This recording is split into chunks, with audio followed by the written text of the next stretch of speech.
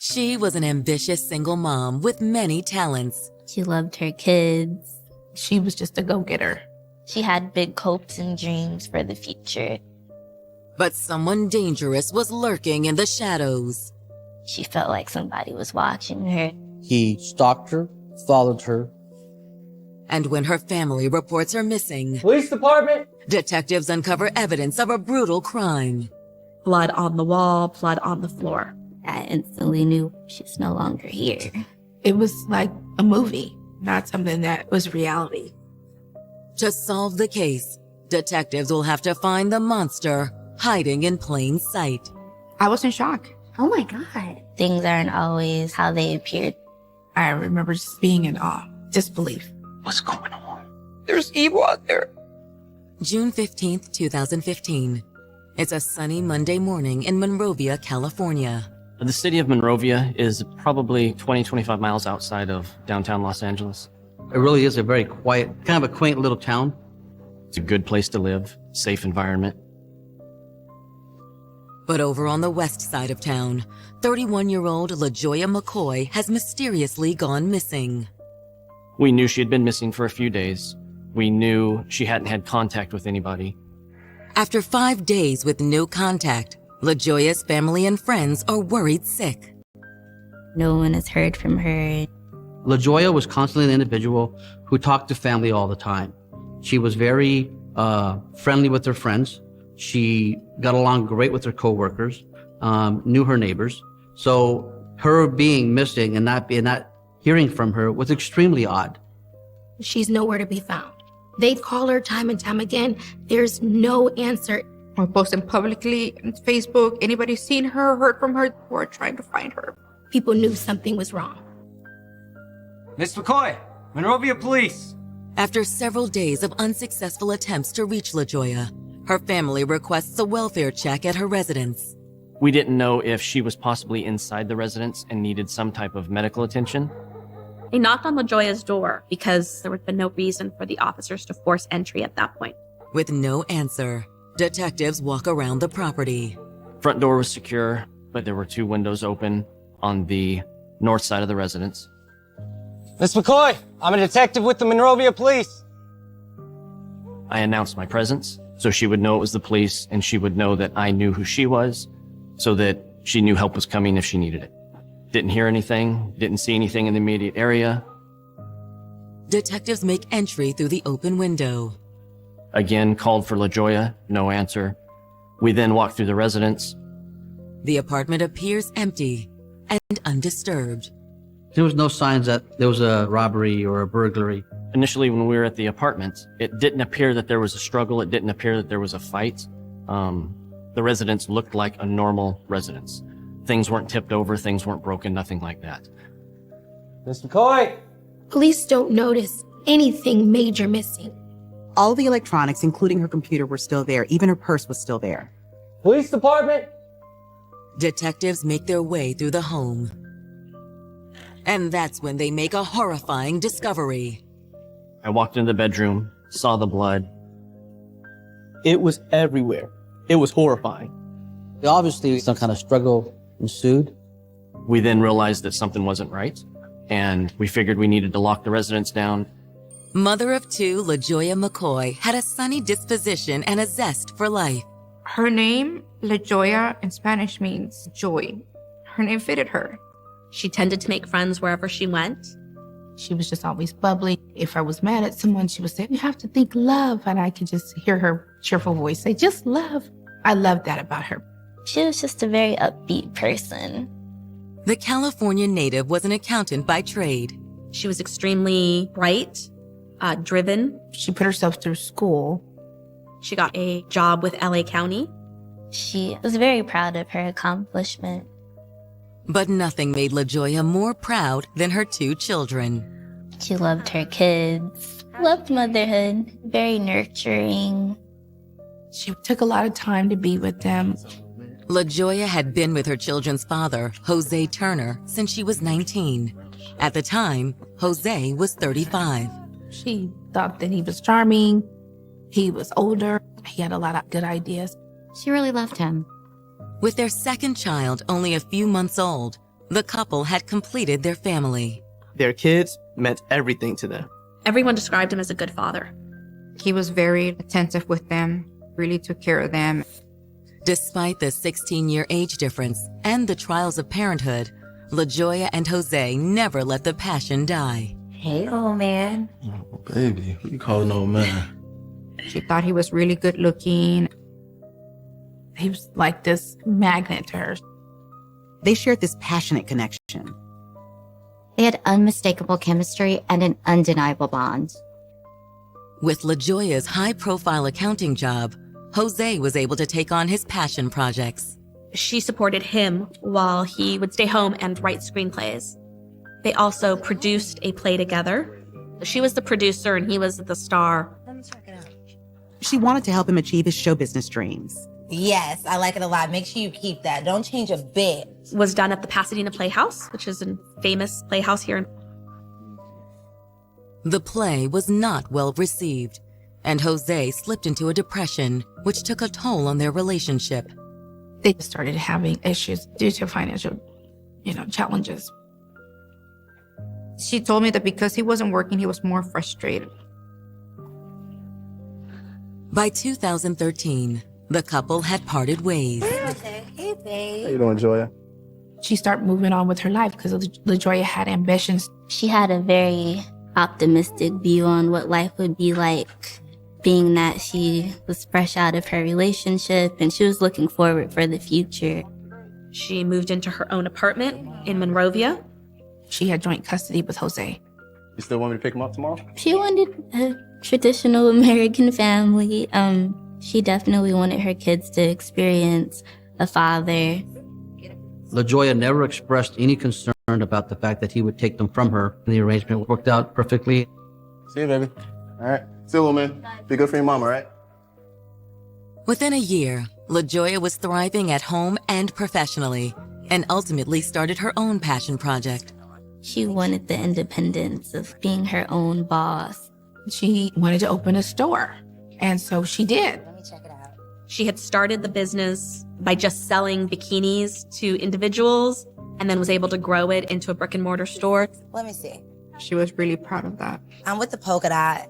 With a big-time career in accounting, a boutique on the side, and 2 adorable children, LaJoya had her hands full. She would make it a point to make sure that she didn't take a lot of time away from her being a mom to pursue that dream. The single mom's love life took a back seat to her other interests. That is, until she recruited 31-year-old James Spencer to help flush out some new business ideas. She wanted to generate more business, and so she asked her friend for advice. Check this out. So I got your menu together, you know what I mean? He was a software person that was going to help her. LaJoya really wasn't looking for a relationship, but they had an intense attraction. James, you're amazing. Baby, you're amazing. After 2 years of single life, LaJoya was finally comfortable dating again. She would tell me like, oh my God, he's so great. I'm like, oh, good for you. Things were going great for her. But on June 15th, 2015, LaJoya's disappearance leads detectives to her home, where they make a grim discovery. There was blood on the carpet below the bed and blood on the mattress. All the bedding has been stripped and is now gone. There was blood right above her headboard. There was also blood that was found on the light switch plate. I saw more blood on the far wall that looked like blood spatter. When investigating these things, you never want to think the worst. Of course, it does come across your mind. But until it's verified, until you have that in front of you, you always want to think that there's hope to find somebody.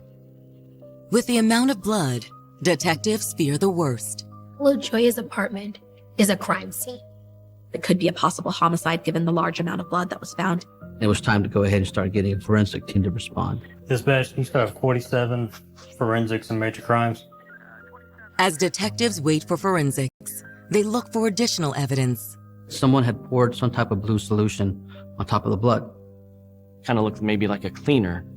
They were able to find a Lysol bowl cleaner in that same blue color. And as we walked out of the apartment, we then saw a dishwashing glove, like the thick dishwashing glove. Not a typical thing that you see laying around. It appears LaJoya had lost a lot of blood, and someone had tried to clean it up. But who? As detectives dig into the case, they'll soon uncover a harrowing theory. Somebody kept on breaking into her house. She needed some people to watch out for her. Yeah, I think I heard somebody outside.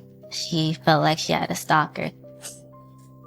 For single mother LaJoya McCoy, the sky was the limit. She loved being a mom. She had 2 beautiful kids. She was working as an accountant. She was successful in her employment, doing really well. LaJoya liked her job, but she had a passion project that she hoped would take off. She'd opened her own clothing boutique on the side. I feel like she really started to become herself when she opened up her own store. That was LaJoya. She always was thinking outside of the box. She just wanted to do a lot better for herself, for her children. There was nothing that was going to stop her.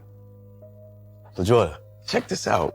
2 years after separating from her children's father, Jose Turner, LaJoya had just started a budding romance with 31-year-old James Spencer. He was really attractive. They got a little flirty as they were working so closely together to build her business.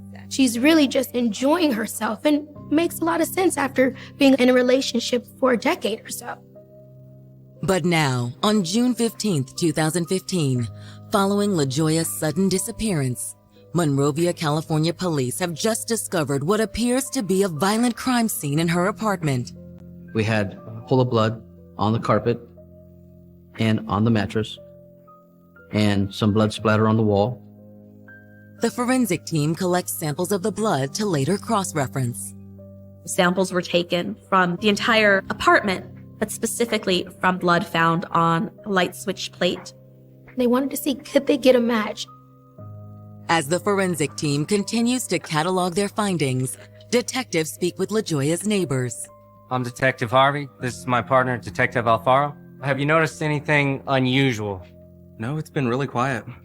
The neighbors tell detectives they didn't realize LaJoya was missing. We just thought she was out of town since her car hasn't been in the lot.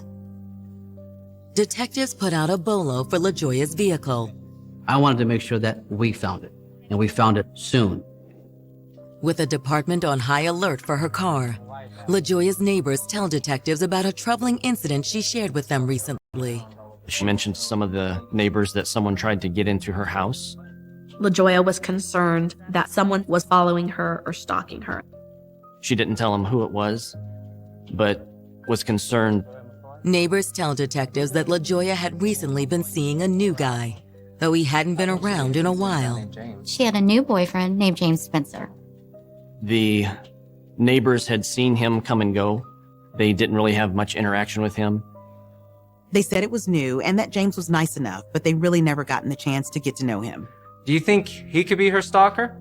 That I'm not sure of. He just stopped showing up all of a sudden. All right. Thank you for your time. Detectives make a note to speak with LaJoya's new man. But first, they call LaJoya's family to give them the update. Her family was all spread out. She had some distant family in the area that went to the home to look for her, but her immediate family all lived in another state. Miss McCoy, this is Detective Harvey. They were devastated. They knew what the crime scene suggested. The family tells detectives that they don't know much about LaJoya's new relationship, but they should speak with her friends Bernadette and Ava, as well as her children's father, Jose. The kids have been staying with Jose and his family since LaJoya's disappearance. After finishing up with LaJoya's family, detectives ask LaJoya's ex, 47-year-old Jose Turner, to the station. Thanks for coming in, Jose. No problem. Is there any word on LaJoya yet? It was the normal response if someone's genuinely concerned that someone else is missing. He was open to talking. Jose seemed really concerned. The kids are starting to ask a lot of questions. Honestly, I don't know what to tell him anymore. He said that he had last seen the victim on either June 5th or June 6th. He was dropping off the children at her apartment. Jose says he picked the kids back up the following Wednesday. Mr. Turner had picked the kids up on June 10th. I picked them up from the Boys and Girls Club. And you didn't see LaJoya then? No, she's supposed to pick them up on Friday, but she didn't, and her mom called me and said she hadn't heard from them. So I told the kids that they were going to spend the night with me that weekend. Many couples who have children together, while there's a custody order, they voluntarily deviate from that order. And sometimes it's if I had custody of a child one weekend, but we wanted to switch. That was something that parents did quite often. Based on her family statements, detectives believe LaJoya went missing sometime between the night of the 10th and morning of the 11th. Can anyone else verify that you were at home on the night of the 10th? Well, my kids were there. That's my night that I have them. Anyone else? No, but I didn't do this. That's my kid's mom. I mean, I know we weren't together anymore, but we still very much cared about each other. There was no suspicion about Mr. Turner having any involvement in her disappearance. Detectives push Jose for any additional information. Do you know if she was seeing anyone else? No. I mean, but we broke up 2 years ago, so we don't really talk about that type of stuff. He shared that they don't communicate that much, so he has no idea where she is. Did she mention anything about someone following her? No. Why? Was somebody following her? Neighbors mentioned that she was fearful of someone watching her. Actually, now that you mentioned it, the last few times I dropped the kids off, she was a little bit on edge. How so? You know, kind of jumpy. I mean, she was always checking over her shoulder. I wonder if she's always got attention from guys. You know, sometimes unwanted attention. I mean, she's a very pretty girl. She had an amazing smile. She always did her hair, her nails, and outfit was always there. She just looked beautiful. Detectives wonder if the single mother had attracted attention from the wrong man. It did appear that she was concerned about somebody coming around. LaJoya was frightened. And soon, detectives will uncover a terrifying encounter that happened days before LaJoya's disappearance. What's going on? She had to pretend that no one was home. She shut off all the lights. She closed the blinds. Maybe I should stay. No! Miss McCoy! Monrovia detectives are investigating the disappearance of single mom LaJoya McCoy. Her whereabouts still aren't known. She hadn't been to work, hadn't talked to family. Days had passed. They still had not heard from her, and this was extremely unusual. After finding her bedroom covered in blood, police fear LaJoya is deceased. But who would want to kill the 31-year-old? After speaking with neighbors and her children's father, detectives have a theory. She felt like she had a stalker. Someone was stalking her. She had been seeing a man named James Spencer. Detectives bring 31-year-old James Spencer in for questioning. According to neighbors, they hadn't seen James around in a while. Could the suspected breakup have led to LaJoya's disappearance? Detectives ask James point blank if he had anything to do with it. His answer takes them by surprise. He said it was my fault. She had something to do with LaJoya's disappearance? You got it all wrong. Look, I knew something was gonna happen. James told detectives about a strange incident that happened days earlier.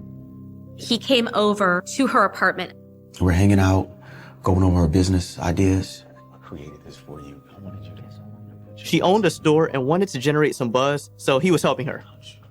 But according to James, around 11 p.m., they were interrupted. At some point that evening, she gets a text message. What is it? It's nothing. He didn't know what the text had said, but he knew suddenly LaJoya was frightened. After she got that text message, she insisted that they pretend that no one was home. It's nothing. She seemed to be hiding from someone. LaJoya, this is... James says that after LaJoya turned off the lights, they both sat and waited. What's going on? James knew something was really wrong. They stayed that way for about 30, 45 minutes, maybe even an hour. I think everything's okay. We should go home. Are you sure? I mean, maybe I should stay. No, you need to go. I'll see you tomorrow. I tried to stay the night just to be on the safe side, but she insisted that I go. Did she tell you what was going on? Not really. Not then. The story James gave seems to fit what neighbors actually told police about a possible stalker. James says that things got even more bizarre a few days later. James tells the police LaJoya contacted him in the middle of the night, hysterical, telling him that somebody was trying to break into her apartment. Yeah, I think I hear somebody outside. Somebody's in the window. He was rattling the door and she was locked up in her bedroom and she was scared. Call 911. No. He said I was telling her to call the police. She was really scared, but she refused to call the police. According to James, whoever tried to get in that night just eventually gave up and left. Why wouldn't she just call someone? Look, I don't know. She was hysterical. Do you know who it was? I don't. All I know is she was scared. James says shortly after that, LaJoya ended their romance, and he hadn't heard from her since. He said she kind of cut things off and wanted to focus on herself. They went their separate ways after that. Detectives are left wondering if LaJoya's stalker had come back on the night of June 10th with deadly intentions. And soon, they'll uncover a potential suspect that may finally break the case wide open. I got there, and she was talking to this guy. She hadn't met him before. He was a little too friendly.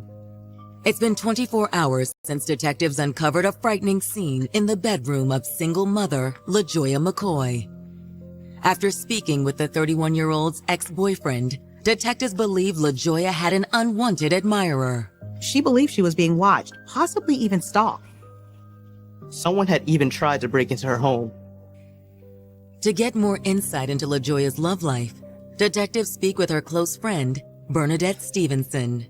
Through the investigation, we need to begin to develop a bigger picture of who LaJoya really was and why has she gone missing and what are the circumstances.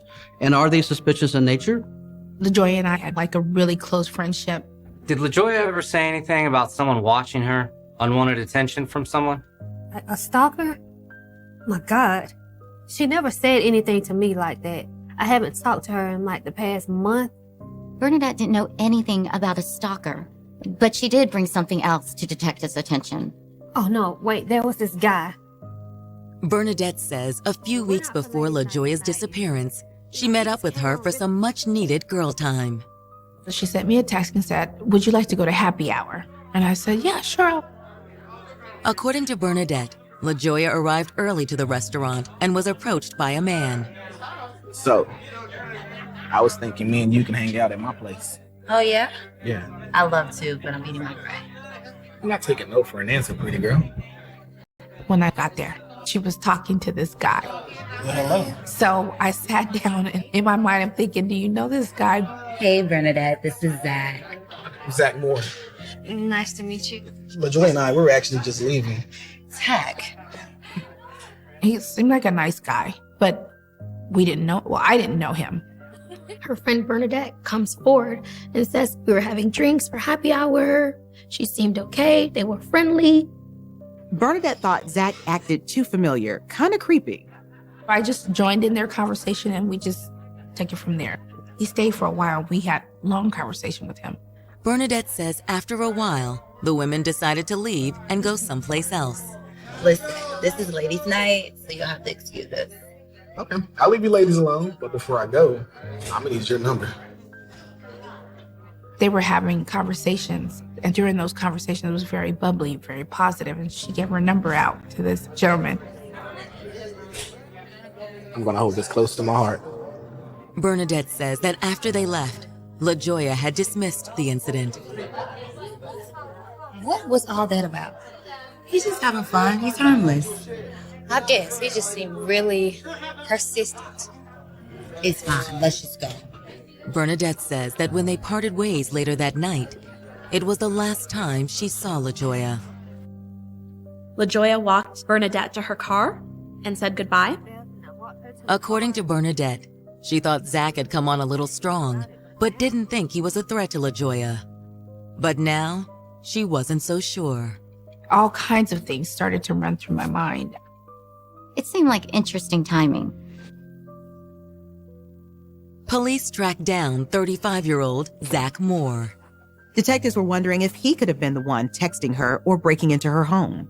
LaJoya's friends said you were pretty persistent with her. I had a few drinks. I thought she was pretty, so yeah, I asked for her number. Did you know LaJoya's been missing for several days? Whoa, no. But we just texted a few times. That was it. Did you ever go to her apartment? No, never. He provided some account how they met at the restaurant, had a friendly conversation, Where were you on the night of the 10th? I was at home. Can anyone verify that? I was alone. But I hadn't met with the girl after that night. I swear. He said he was at home, which is not a very strong alibi. Detectives are skeptical, but with nothing to hold him on, they have no choice but to let Zach go. Back at square one, the investigation is at a standstill. That is until officers on the west side of town think they've spotted LaJoya's missing car. They found a car matching LaJoya's vehicle. It was parked on the street. Nothing appeared out of the ordinary. Victor 24. I'll be out with California Tag 4, Victor Queen. He ran the plate and it did come back to LaJoya McCoy. The officers get out and approach LaJoya's vehicle. Body in the floorboard. Once they looked in the vehicle, they could actually see something that appeared to be a body in the vehicle. There was a woman in the passenger seat. Her legs, knees were on the floorboard. Her head and torso were over the passenger seat, and she was face down. Victor 24. Start X-ray. The officer immediately called for backup. Within minutes, detectives arrive on the scene. As they look around, her wounds are evident. She had been stabbed in the back of the head at least once. It wasn't particularly deep, but it was enough to cause a lot of bleeding. The victim also had evidence of strangulation. She had marks all around her neck. She had been strangled with some type of rope or cord. An autopsy will provide confirmation, but the victim appears to be missing person LaJoya McCoy. She'd just been left there. You could tell the killer had a lot of rage. Monrovia police have just found a dead body in missing person LaJoya McCoy's vehicle. They could see it was a woman and there was a lot of blood. She had strangulation marks all around her neck. Additionally, she was stabbed. They believed it to be LaJoya. News of the single mother's death swiftly spreads to family and friends. Her mother gave me a call, said that the detectives found her car and that there was a body in the car. And immediately, her mom and I, we broke down over the phone because we kind of knew that it was, in fact, her. It was very difficult. I remember being in awe, disbelief. I wanted to see justice for my friend. But I also know that God had a bigger plan for her, and that was for her to be with him. It wasn't for her to be here because she was an angel on earth, just a beautiful soul. Honestly, I can't even remember who called me, but they just told me she's been found. And I was just like, wait, what? It's like, she's dead. Her car was found and she was found in the car. And I just lost it. Back at the station, detectives quickly receive a preliminary autopsy report. Police got the autopsy report, and it was determined that she had been murdered, stabbed. It was intended to be a jugular cut, but it wasn't. It was the strangulation that actually killed her. With the case now officially a homicide investigation, all detectives need is evidence that will point them towards their killer. While they wait for the forensic reports, a dear friend of LaJoya's comes forward. I think I know who did this to her. LaJoya's friend, Ava Mendoza, echoes earlier claims that LaJoya had felt like she was being stalked. She kept on saying, well, I feel like somebody's coming into my place and my stuff is not where I'm leaving them. Her birth certificate had gone missing. The social security cards for her children had gone missing. She's like, somebody's going through my Facebook. There's searches that I didn't do. Ava admits that she'd initially thought LaJoya was just being paranoid.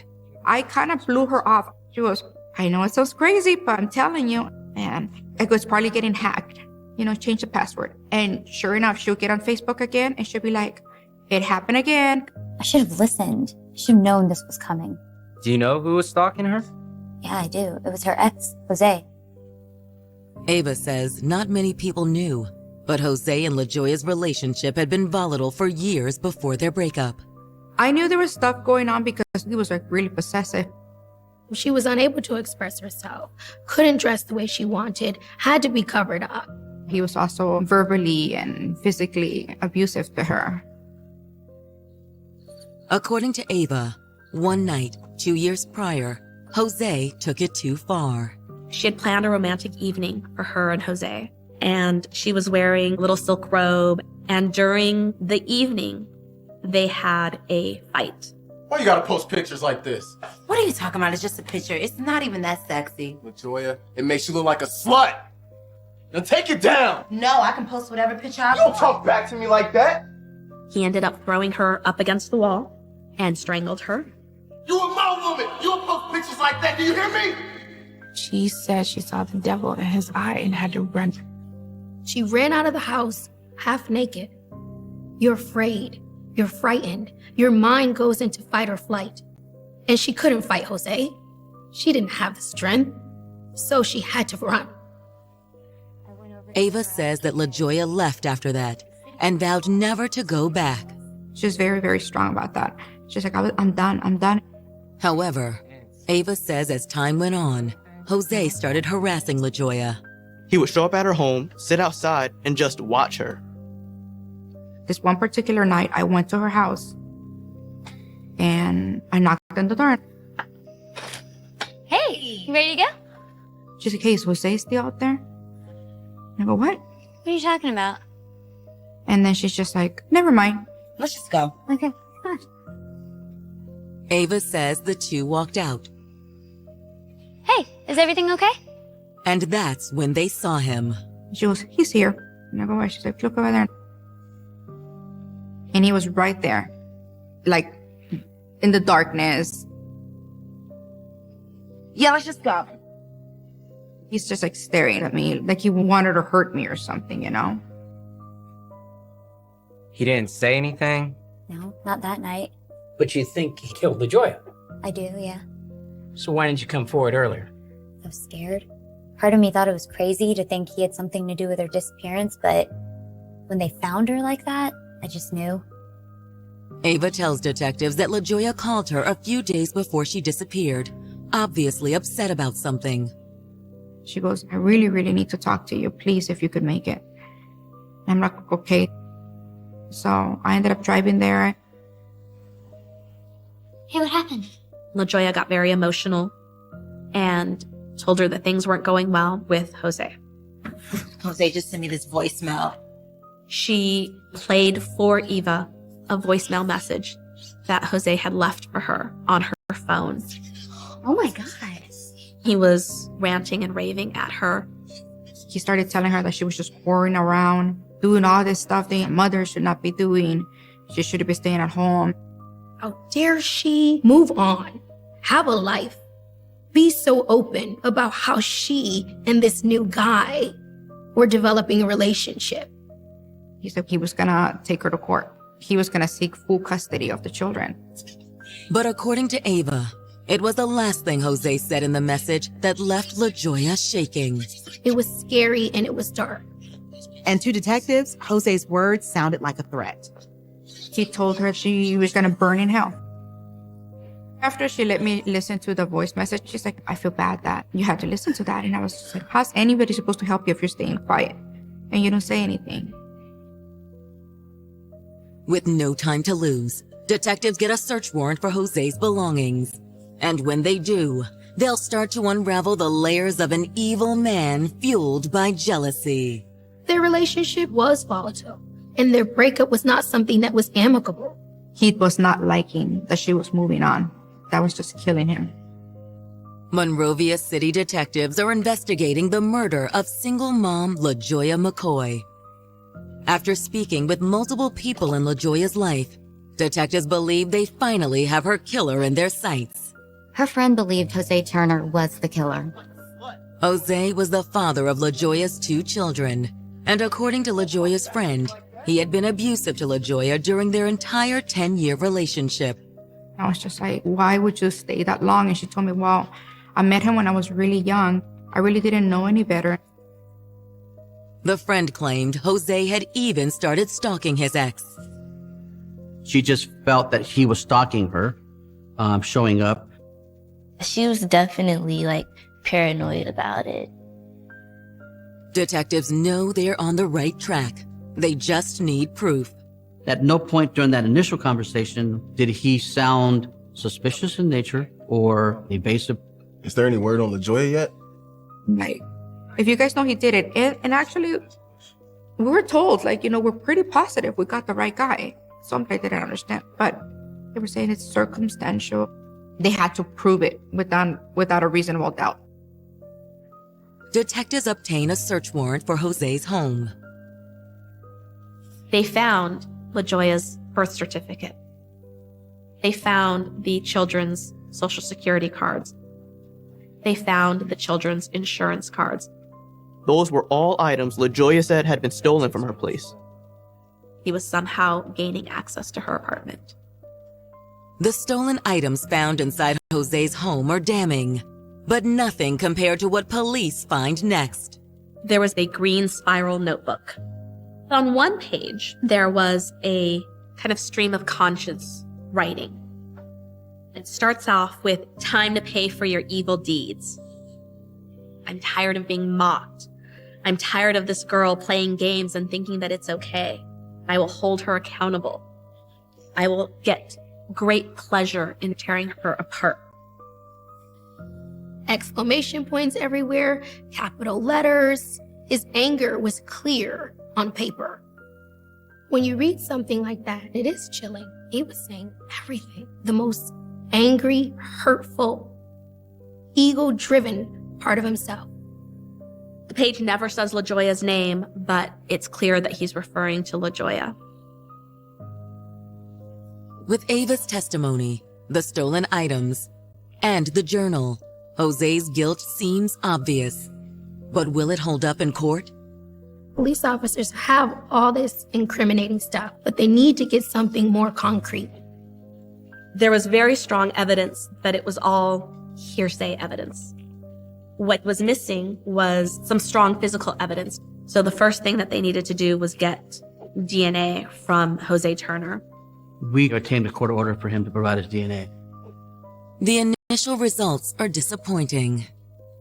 They found DNA that was a partial match to Jose Turner under her right fingernails. However, it was a very low-level match. It was a match that I could never, with a straight face in court, say that really tied him to the crime scene. It was something like a 1 in 140 people. But when the crime lab compares Jose's DNA to the blood in LaJoya's bedroom, police and prosecutors finally get the break they need. We were lucky enough in all of that blood to find 2 small spots where on that wall and on the light plate, we had full matches to Jose Turner. His blood was at the crime scene. He did this to her. On August 27, 2015, detectives arrest Jose Turner.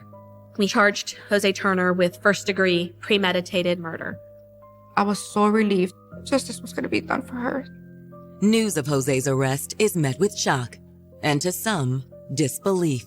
I didn't want to think that it was him because this was the father of her children. I was in disbelief because, like I said, I didn't think he would go that far. No, I didn't think he would go that far at all.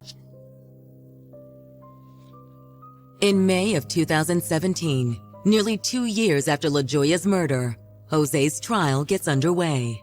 The prosecutor says that Jose was a jealous man. He couldn't handle LaJoya dating other people. She was not doing what he wanted. He felt like she owed him something. He was jealous of the fact that LaJoya has started to move on.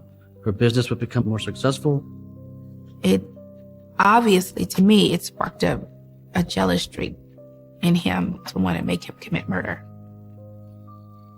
According to prosecutors, on the night of June 10, 2015, Jose snuck out of his apartment while his children slept and carried out his plan to murder their mother. The defendant gained access to her apartment as he had when he took the social security cards and birth certificate. They believed he was able to gain entry from an unlocked window. Once inside, he crept into the bedroom where LaJoya slept. He had a knife and stabbed her in the back of the head. Prosecutors assert that LaJoya must have woken up, and a struggle ensued. The ligature was put around her neck. and she was struggling with the defendant. She fought him because his blood was also found in the room.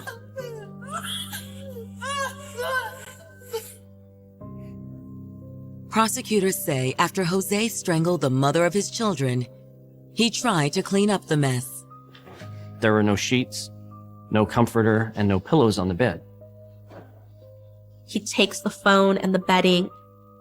Jose then carried LaJoya's body to her vehicle and drove it to the location where it was ultimately found. The car had been found just 1 mile away from her home.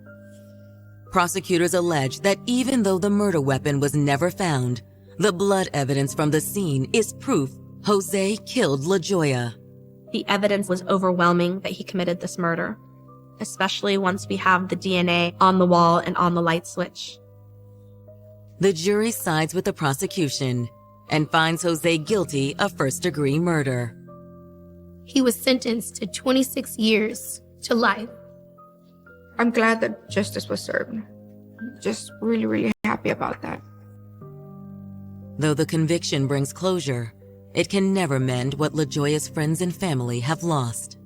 I feel like it was justice, but I'll never get to see my sister, and her kids will never get to experience. These children have lost both of their parents. It's just such an unfortunate situation. Just remembering the fact that she was such a good person is just heart-wrenching. Just to remember that she's gone.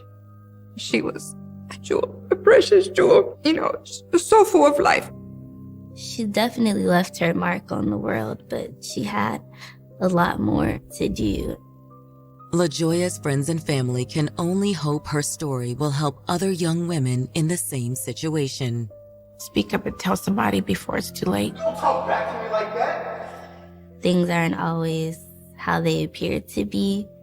Pay attention to friends and family members. Take them seriously. They were a young couple, madly in love. They was always